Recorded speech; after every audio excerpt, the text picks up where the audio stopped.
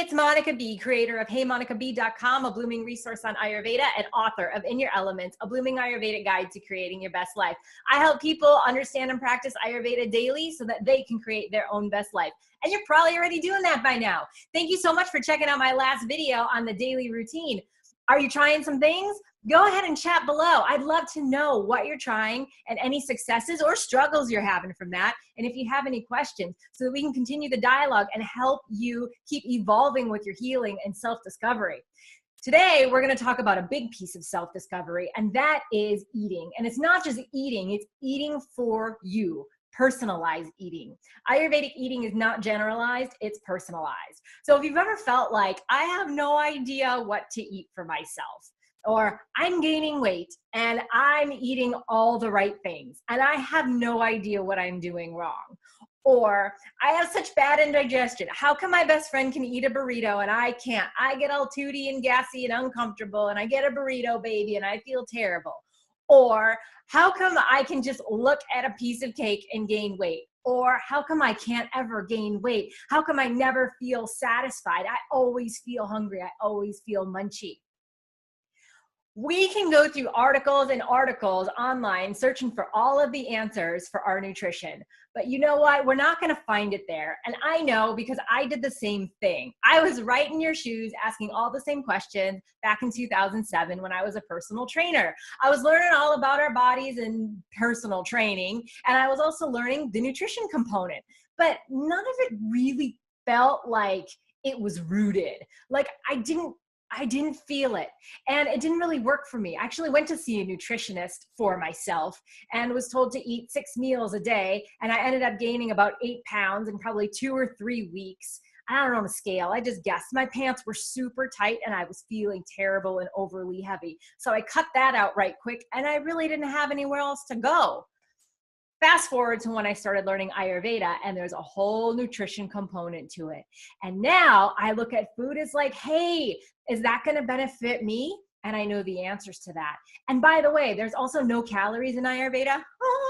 So we don't have to worry about any of that stuff. So we're going to look at nutrition through totally different lenses today. It should be refreshing. It should feel freeing. I am going to give some guidelines, but it doesn't mean that you're limited.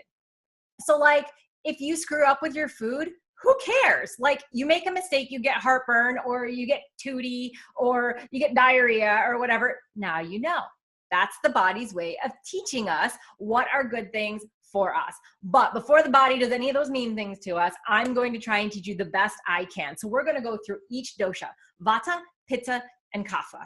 If you don't know what those are, or if you don't know which one you are, there's a link to a dosha test below that you can click on and take the test. So go ahead and check that out, and then maybe you want to resume the video after that.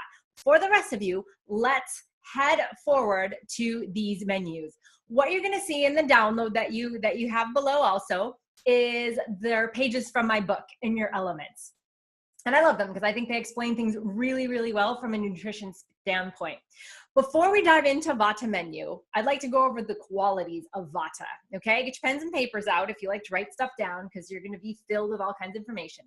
So Vata is the energy of movement, and its qualities are cold, dry, light, mobile, and rough, okay? And in Ayurveda, like increases like. So if a Vata person is eating food that's like that, cold, light, dry, mobile, and rough, they're going to imbalance. So they're going to have more energy of movement, which is not always a good thing. And more than that, they're going to have more cold, more dry, more rough, more light. When in Ayurveda, we use the opposite qualities to balance, okay? So specifically for Vata, they need foods that are warming, grounding, heavy, oily, and smooth. Okay, so we're bringing that Vata energy down. And when I say down, I don't mean down to a place where it's not good. I mean, the way we balance in Ayurveda is using the totally opposite qualities of what you are naturally. Okay, and that's just how it is. That's the rule of thumb. Okay, I'm gonna go ahead and share my screen now, and we'll dive into this little Vata menu here. So for Vatas, because they tend to be so dry and so cold, Oil is Vata's #1 food. So the more oils Vata can get in their diet, the better. So yes, foods for Vata type people are moist, grounding, building, nourishing, nice and oily or healthy, fatty, easy to digest, and warming. So think like comfort foods. Think warm, goopy, soupy, sticky. Okay, everything that Vata eats should have a sauce on it. And they're probably like, yay! I was afraid it would make me gain weight. Because the irony is that Vatas are afraid to eat anything because they're afraid they're going to gain weight. And the crazy thing is Vatas don't gain weight easily at all, even if they try. So good news for you, Vata. You can shake that off and you can be a little bit more free with your food. So great foods for Vata that have these qualities in them are like rice, grains, ghee, whole milk, cheese, citrus fruits because they have heat to them. Not all fruits have heat to them. Citrus fruits have a fire element to them. Baked fruits are awesome because they make it easy on digestion. Mango, coconut, I could go through the whole list. Also root vegetables, because think about where the food comes from. If it comes from the ground, chances are it's good for a Vata. A Vata is made of air and space, and it's the energy of movement. Okay, so they're way up here, and there's not a lot holding them together because there's not a whole lot of like, you know, sustenance to air and space. Is very light and subtle. So having any rooted foods, grounded foods, heavy foods, anything that comes from the earth is going to bring that energy right down. Talk about opposite. So that's awesome. Conversely, no foods for Vata are light, dry, crunchy, cold, iced, carbonated, and anything gas producing or hard to digest. So that means like brown rice. Brown rice is actually very heavy and very hard to digest. It can stop the digestive system in its tracks. It's kind of like it makes the whole like system go tough to get through. Anything extra high fiber, I like to think of fiber as puffy light things.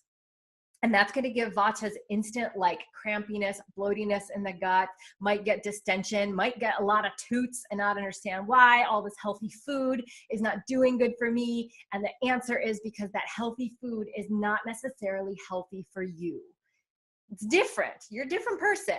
You need grounding and oily foods and foods that are easy to digest, not extra high fiber or extra brown rice to make things difficult just for the sake of making things difficult.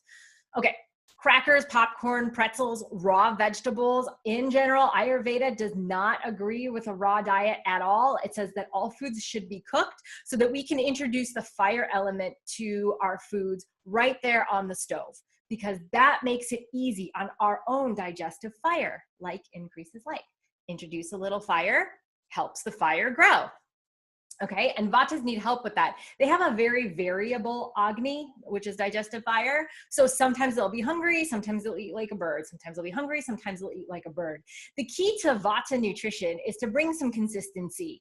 So Vatas should eat 3 meals a day. And some Vatas will need an extra little 4th meal at the end of the day, maybe at like 8 or 8:30 p.m. before bed. The reason being is when Vatas cannot eat a large quantity of food. So they'll eat some food and then they might be hungry again and hungry again and hungry again. We don't want to eat 6 meals a day, but sometimes Vatas can wake up with insomnia in the middle of the night, and it's actually because they're really, really hungry. So if a Vata eats a little bit of something like a handful of almonds or a small bowl of rice, 8 or 8:30 at night, that's okay for Vata type people if they're hungry and if they're having a problem with insomnia like that.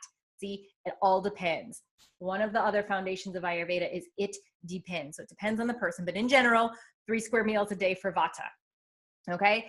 They also should not be eating soy products, lentils, beans, sprouts, peanuts, candy, fake sugar, bubbly water, soda, coffee, or heavy meats. All of these things will either increase the air and space, especially bubbly waters. If we're trying to get the energy to go down and out through our digestive system, that's where it should go, down and out. It is reversing the flow because the air and space of bubbles are going up. They're not going down. And Vata is the energy of movement. So its job is to move things in a certain direction. And anything like that is going to reverse the flow. And if anybody takes a sip of like bubbly water or soda and instantly gets like a hiccup, you're probably part Vata for sure. You got that. Okay. Vatas should Favor the taste sweet, sour, and salty. By sweet, I don't necessarily mean sugars. The sweet taste in Ayurveda is healthy carbs and fruits in general, okay? Heavy meats are a no for Vata because they just don't have the digestive power to digest it. But a little meat for Vatas is actually okay because they need the strength of the animal oftentimes to build their own bodies. Vata are not super structured people physically. They might need a little help from our animal friends in order to build their body appropriately and stay healthy. See, everybody's totally different. So let's look at the Vata plate. So Vata plate should be built with half carbs in ghee or half carbs in oil. Quarter of the plate would be warm veggies, quarter of the plate would be protein and mildly spicy because they need a little help with the digestive fire because their fire tends to be variable. We want to make sure that we stoke it and keep it nice and strong. Okay, here are some menu ideas. So just a few ideas, and you can play with this on your own because you're creative people, you're smart, and you know what you like. So for breakfast, you could do oatmeal cooked with raisins, peeled almonds, ghee, and cinnamon. That's a lovely breakfast, but the quantity should not be too big, or it might be too big and heavy for Vata to finish. Cream of wheat, you could throw the same stuff in cream of wheat made with whole milk, sprinkle of cardamom, cinnamon, maple syrup, and dates. That is so lovely and grounding. Baked apples or pears with ghee or cinnamon, also really lovely choice. Why does she keep talking about cinnamon? Because cinnamon is a warming spice. And when we give Vata breakfast, we want them to have a little breakfast, warm breakfast, so that the digestive fire can grow so you can have that big meal by lunch. That's why I like cinnamon for Vatas. Okay, lunch and dinner can basically be the same foods. You're just gonna have a larger quantity at lunch than you are with dinner. Have about half the size. Any kind of soup is great, but especially anything that's creamy that has a really nice grounding base to it with warm roll and butter. It should always have, Vata soup should have noodles or rice or creams or something that's more of a hearty soup. It sticks together.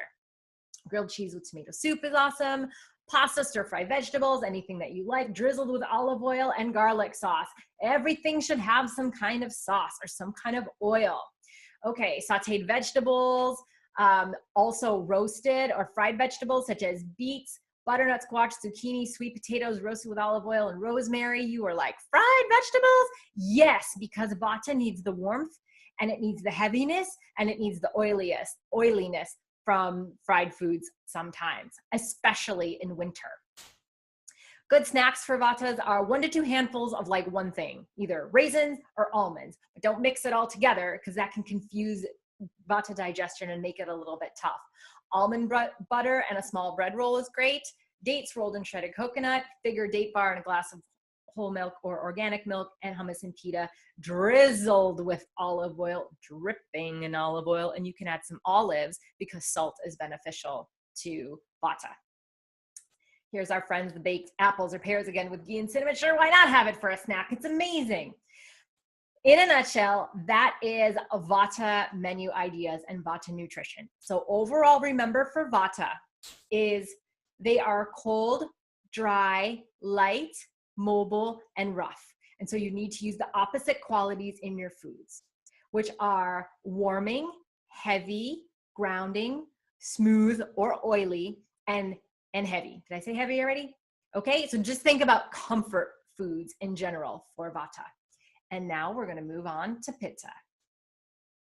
All right, our Pitta friends. Before we go into the menu, let's talk about the qualities of Pitta. Pittas are hot, sharp, slightly oily, mobile, and smooth. So they're quite different from Vata, right? If Vata, you can visualize Vata as kind of like a dry, crispy leaf in fall. And Pitta, I like to think about as a hot, sharp, slick oil, like a little oil river. Okay, so they are quite different and almost opposite. So what the heck do Pittas need to eat? Well, remember, like increases like. If they're hot, sharp, oily, mobile, and smooth, what kind of foods do they need to eat? Cool, rough, dull, heavy, right? Okay, so those kinds of foods are good for Pittas. They need cooling and calming and soothing foods. So yes, foods for Pitta are grounding, sustaining, cooling, calming, and dry. Pasta, quinoa, basmati rice, barley, wheat, ghee. Pittas have a good appetite because they're the only dosha that has the fire element in them. They are the energy of transformation, and they are the elements fire and water. So out of the three doshas, the only one that has fire in it is pitta. Pitta people are ready to eat. And if they don't, they'll get really cranky. And then you need to feed them right away before they get crankier. You need to give them food. Hint, even a little sweet food like an M&M, and then get out of their way until they calm down and come back. Okay, so the similarities that pitta foods have with vata foods is the grounding quality, because they're both moving. Okay, vata moves more, but pitta also has a movement quality to it. So anything that's a good grounding and heavy food is good for pitta, not only for that quality, but because they burn through their food fast. So also for pittas, 3 meals a day, not the 4th meal. It's going to overfuel pitta. And sometimes they can overbuild their tissues because they have such a great appetite, which is where pittas find themselves in the place of weight gain, because they're like, well, I don't get it. I'm hungry all the time and I get really pissed off if I don't eat. So I got to eat. And now I'm pissed off because I've gained my weight. So it's about choosing the right foods and foods that satisfy. Okay. So all of these yes foods are great for pitta. They can do dairy, they can do fruit, they can do root vegetables, they can do some oiliness and some fats, but not as much as vata, because remember, they have natural oiliness to them already. Like increases like, don't want too much. Ghee is actually pitta's #1 food. And ghee is magical because it's the only fat that it's called prabhava, and it means special quality. And so when you eat ghee, it is an oil and a fat, which is very nourishing for all of our tissues all the way deep down, but it also has the ability to stoke Agni. And no other oils have that.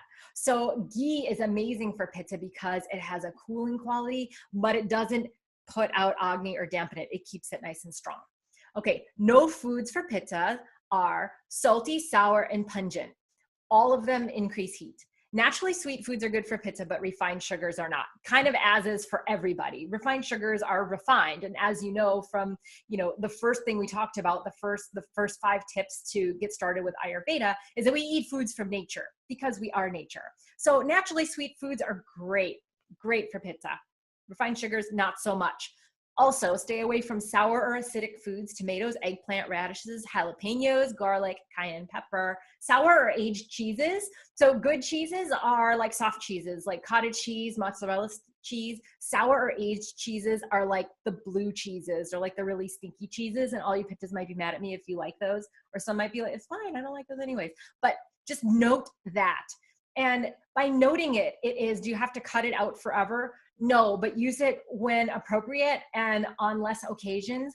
And if you're having problems, like heated problems, for sure, cut that out until you get back to balance. These are just things to look for. If you're like, geez, I don't know why I left that party and now I have all this heartburn. Well, it's because you drank 3 glasses of wine and ate half the gorgonzola slab that was on the cheese plate. Those 2 things will give you heartburn together for a pitta person. Okay, so just be mindful.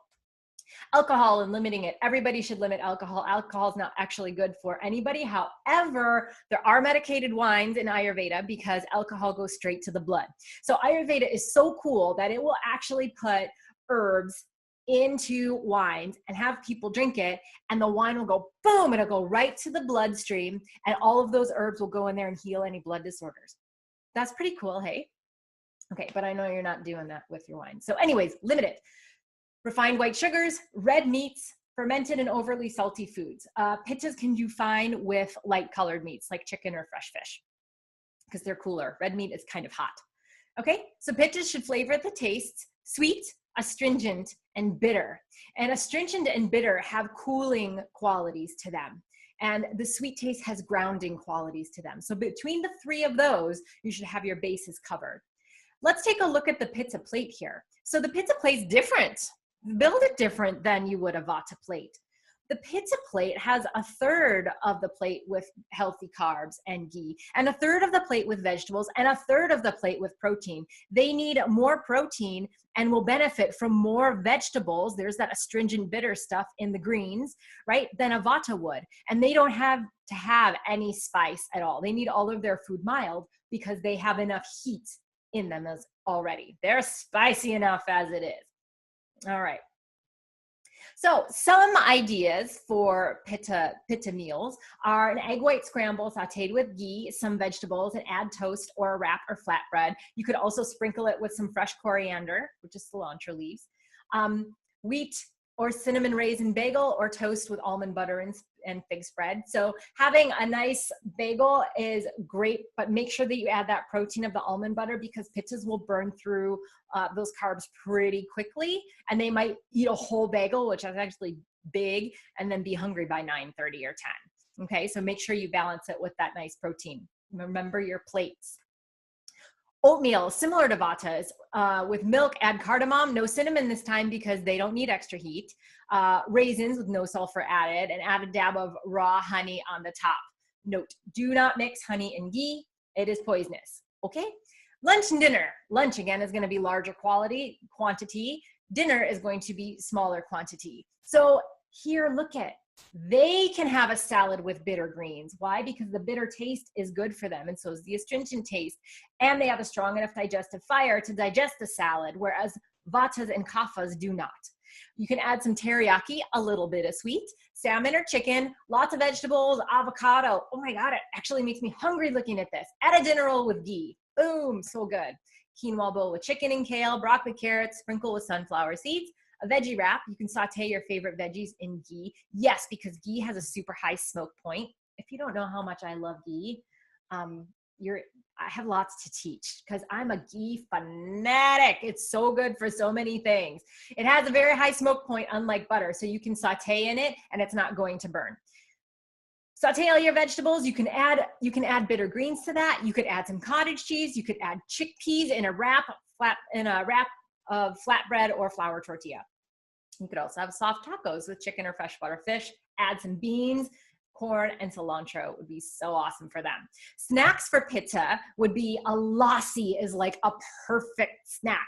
If nobody knows what that is, it's essentially yogurt that you churn. Yogurt is also not recommended for any dosha in Ayurveda because it conflicts with all of their qualities somehow, and it also clogs channels. So instead, we say make a lassi if you really like yogurt. And that's taking 1/3 part of yogurt and 2/3 part of water and churning it. I like to take a whisk and put it in my cup, and I go like this for 2 minutes, and it goes, and it makes it really like a frothy, cooling drink.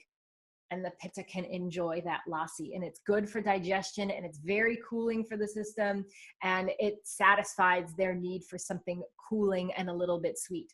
Okay, they can also have a fruit smoothie, and they can have mint as a treat, dates rolled in shredded coconut, fig bar and a handful of almonds with a cool glass of whole organic milk. They can have that.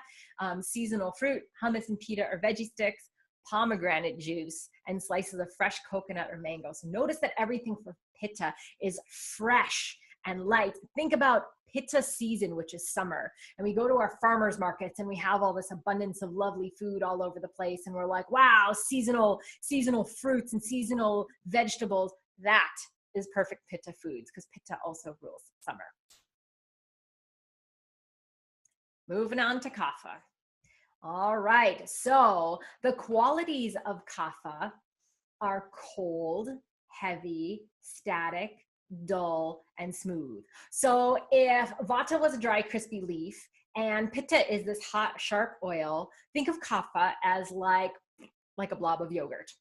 Okay, it's the lubrication, it's the energy of lubrication and structure, and it sticks everything together. And so it's the nourisher, it's the creator, and its elements are water and earth. So it's very dense, and it's slow moving, and it is a collector. And so too much of kapha will create a collection of stuff. It is also known to the body as a builder. So it builds the body. But if we build the body too much, we're going to be overbuilt, and we're going to be overweight. Okay? So that is too much kapha. So what do we need to do to balance? Yes, foods for kapha are light, dry, well-spiced, warm, and easy to digest, and they should favor a vegetarian diet. Meats are going to be too heavy for a kapha. Honey is kapha's #1 food, and you might be scratching your head like, But honey is like sticky and wet and goopy and sweet. Wouldn't this imbalance kapha because they're kind of the same? There's that prabhava again, that special quality. Honey actually digests heating and scraping. So it's perfect when you have congestion, which is kapha in your chest, or runny nose, which is kapha in your nose. Have some of that honey tea, and it breaks away all of that mucus and extra kapha, so that you can start feeling better again. So your nose starts running, cough changes, the stuff comes out, and you're good to go. So honey is kapha's #1 food. Isn't that good news? Kaphas like the sweeties. Kaphas enjoy food. One of the places where kapha lives is in our mouth, and that's where our digestion starts. So naturally, kapha type people will have an affinity for delicious foods, which is great. They just can't eat too much of it. So while vata would do best with 3 meals a day, maybe that 4th meal if they need it, and pittas have 3 meals a day and they're doing good, kaphas should have 2 because their digestion is much slower. They don't have the energy of movement, and they don't have fire in their elements. They are the energy of lubrication and structure. And they're heavy, wet, and sticky. So they have a long, slow burn with food. And so it takes them a while to digest the food, which is fine. They just don't necessarily need 3 meals. So kaphas out there, if you're thinking, oh, thank goodness, does that mean I don't have to like eat at 6 o'clock when I'm not even hungry because I still feel full from lunch? Yes, it's okay to skip dinner if you're still full from lunch. That goes for everybody, but especially for kaphas. You are going to need to fast, because your digestive fire needs to catch up. So to keep meals really lovely, because kaphas love that experience, make the food taste really good. And then just have 2 meals a day instead of 3. It's probably all you need. My husband eats either lunch or dinner, and that's kind of it. And I always ask, did you eat lunch? If he did, he won't eat much for dinner. We'll still sit and we'll share the time together, but he won't eat much for dinner. And I respect that and I honor that. So quinoa, barley, corn, buckwheat, toasted bread, all of these things are going to be light, dry, and crunchy. Rice noodles, soba noodles, okay, not crunchy, but they're light. They're not very heavy grains. They're more of these light, fluid, light, puffy grains. Okay, so quinoa, barley, buckwheat, toasted bread, rice noodles, soba noodles, all of these kind of carbs are much lighter than what we were talking about with vata and pitta. Kaphas do not need rooted, grounded foods. They need light foods. So they can have the crackers and the legumes and the lentils. All veggies are great. They can have some goat cheese. They can have cranberries, apples, pears, pomegranates, pumpkin seeds, etc. They can have the popcorn. Raw honey is awesome, as we said, and stevia for their sweetener is just fine too. No foods for kapha are going to be salty, sour, and sweet. Okay? Comfort foods will leave kapha feeling heavy and lethargic. So that big rice bowl that vata was going to have or pitta was going to have, kapha is going to have less of that in quantity and probably just make it much more flavorful and have more vegetables that are added to it. Okay, so no foods are also citrus fruits, pineapple, banana, dates. Some of these foods are too sweet and they are going to retain water, which kapha doesn't need because they are water. And if they have too much water, they're going to swell or they're going to hold it on instead of releasing it. Okay, so these are all the no foods for kaphas. Too much dairy for kapha is not great either, because think about the quality of kapha. If it's like a blob of yogurt, dairy's not far away from that, right? Like increases like. Red meat, fish, overly salty foods, fried and oily foods, soda, candy, ice drink, anything that's overly sweety that makes this go crazy is going to trip not only kapha's ego, but anybody's ego into wanting more and more and more of that food. Instead of having a healthy balance of that food because it tastes good and satisfying, we're going to get tripped up and our ego is going to be like, more, more, more. Where is that? I want more salt. I want more sweet. Okay, so kaphas should favor the taste pungent, which is spicy, astringent, and bitter. Okay, now let's go ahead and look at kapha's plate. So their plate will be half full of well-spiced vegetables. In nature, our kapha friends are an elephant. They are the strongest, biggest, kindest creatures, and they are all vegetarian. Okay, so they strip those leaves off of branches. I've seen it It's amazing. They just take their trunk and they go whoosh, and they eat those vegetables and they gobble them up, and look at how strong and wonderful those elephants are. Okay. Pittas are like a lion. They're going to go chase the meat down. They're going to go on the hunt. They're going to have a run. They're going to chase. And Vatas are kind of like a little bird. They eat some twiggy things and some berry things, and they'll like a little wormy protein once in a while. All right, a quarter of the plate will be carbs with just a little ghee or a little butter. Kaphas are very oily, so they don't need a whole lot of oil, if any. They need dry. So if you put ghee on there, just have a little bit for taste. And then a quarter of a plate with light protein, and keep it spicy. So light protein, if you're going to have any kind of meat, might be chicken, but don't have too much fish. Is not great for kapha because they kind of are fish because they're watery. They're in the water. Okay. And spice it up, kaphas. Make it light and spicy. Ooh, light and spicy. You're going to love that. So it's going to taste so good. And I say the biggest thing about kapha meals, even if you forget all this stuff or get confused by this stuff, you just make it so flavorful. Make it really tasty. And 2 meals a day, you do not have to eat if you're not hungry. That goes for everybody. Some menu ideas for kaphas are breakfast. It's okay to skip breakfast if you're not hungry. And this goes for all the doshas because it means our digestive fire has not finished digesting the last meal yet. It's a signal. When we're hungry, it's because our Agni, our digestive fire, has completely done with the last meal. Okay? So if it's not done and we're not hungry, you just go have a spicy chai or have a ginger tea instead. Okay, and you can add some honey to that ginger tea. All right, so also honey, cranberry jam, or orange marmalade on dry toast and cooled toast. Warm quinoa cereal. Once cooked, add almond milk, sprinkle some cinnamon. There's that heat again, because kapha doesn't have any fire. Cardamom and a little cane sugar to taste. For lunch and dinner, it's the same thing. If you have dinner, it will be half the quantity of lunch. Pesto is amazing for kapha. It's got that basil in there. It's got some garlic for a little bit of spice. Oh, so good. Saute some favorite vegetables with pesto and just be light on the oil and sprinkle with sunflower seeds. So some recipes of pesto call for lots of pine nuts. Ease up on the pine nuts or skip them and then use some sunflower seeds instead. That's so great for kapha. Quinoa veggie bowl, add steamed kale, broccoli, all the fixings, whatever you like. Make sure that that they're heated or steamed first. Remember, because we want to introduce the element of heat before putting it into your bowl. Because you don't have any digestive fire. Yeah? Okay. So pile on the veggies with quinoa and drizzle with a spicy curry sauce. Okay? Just make sure the spicy curry sauce is not too salty. Overall, kapha's meals should not be dripping in sauce. They'll fare to be mostly dry, but hey, it's got to taste good. So have a little sauce if you need it. If it's going to just make your mouth so happy and satisfied, do it. Spicy rice noodles with bok choy, edamame, ginger garlic sauce, and chili pepper paste. One of my favorite sauce combinations for kapha is ginger garlic sauce. And actually, any Asian foods are really pretty good for kapha. Just skip the fried stuff. But for the most part, like Vietnamese, Thai, depends on the Chinese food you're choosing, but anything that has a lot of those vegetables on like rice noodles, so good. Japanese, oh yeah, all the way. So good.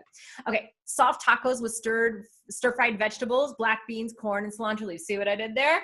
The pittas can have the soft tacos, but they were going to have some chicken or fish in there. I swapped out the chicken or fish for some stir-fried vegetables that kapha can have in theirs. That would fare much better to them. When kaphas start eating lighter, they feel so happy. They feel like they can dance. And that's what we want kaphas to do. We want you to get up and move. All right, barley and vegetable soup. Barley is great because it's this nice, large grain and it fills you up, but it's also very light. So it doesn't feel heavy. Okay, great snacks for kaphas are fresh vegetable juices. And if it's sweet, you can add a spice like carrot ginger or apple ginger. So you can add some fresh ginger to your sweet juices if you like.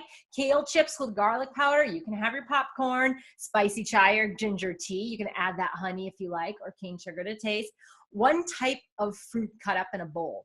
So, and if you want a bonus, you can add a squeeze of lime and cayenne pepper. There were these dudes that used to sell fruit on the streets in LA under a rainbow umbrella, and they would have a mixture of fruits and they would squeeze fresh lime on them, salt and cayenne pepper. And I used to just eat that for lunch. It was so good and refreshing and awesome and heated and so good. I have vata in me, so the salt was okay. I took out the salt for the kaphas. You can do some lime and you can do some cayenne pepper. It will stoke digestive fire. Veggie sticks with white bean dip, because white bean dip are lentils. They're light and airy. That's why they make vatas toot and kaphas feel happy with white bean dip. You can also add some Tabasco sauce, sriracha to that to make it spicy. And here comes our friends, the baked apples or pears with no ghee this time, cinnamon cloves and or anise if you like. So in a nutshell, those are the 3 dosha menus. Did you learn some things about your dosha nutrition? Are you going to try?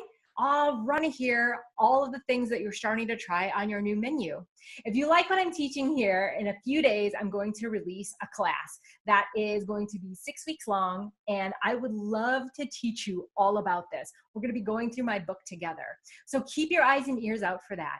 And in the meantime, if you enjoy this and you find that your friends and family would benefit from this, share it with them. This is Ayurveda. We share. It was shared among the villages in India 5,000 years ago, as I've said before, and that is our job, to share it with each other too. This is big life. This is big change. This is really trying to create our best lives based on what we know of who we are as a person and based on the foundations of Ayurveda. And I know you can do it. And I'm so excited. So go now, try these menu items. Let me know what you're trying and go create your best life. Mwah.